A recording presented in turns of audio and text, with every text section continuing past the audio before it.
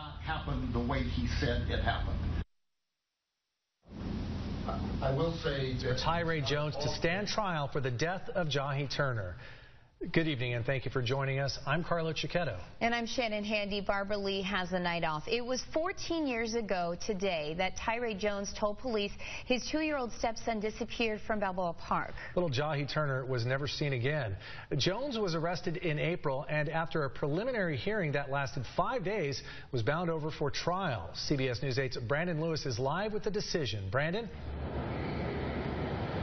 Yeah, Carlo and Shannon, it's important to remember that the bar to send a case to a trial isn't anywhere near as high as it would be to convict someone.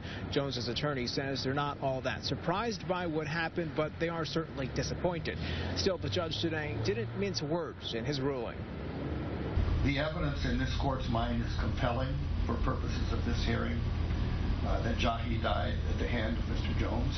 After 5 days of testimony, a judge ruled there is enough evidence to send the case against Tyree Jones to trial. He particularly called out the 911 call made by Jones reporting Jahi's disappearance. The evidence is compelling that the 911 call to the police was fabricated.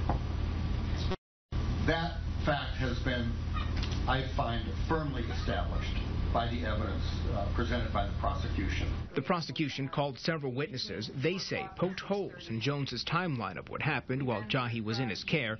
They especially leaned on a doctor who says Jones's journal entry indicates Jahi suffered a head injury. It's the people's contention that because of that, Jahi was injured.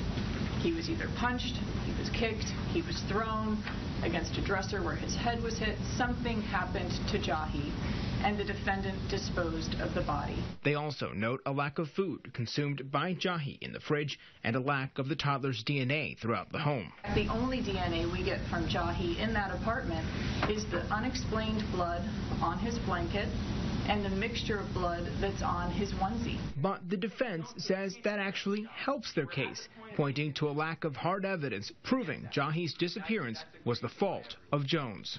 But it doesn't get to the point where we can explain what happened in that house, if anything happened in that house, where's the body. There's no evidence that supports that theory. The evidence better supports a theory that Jahi Turner did not die in the house on that day.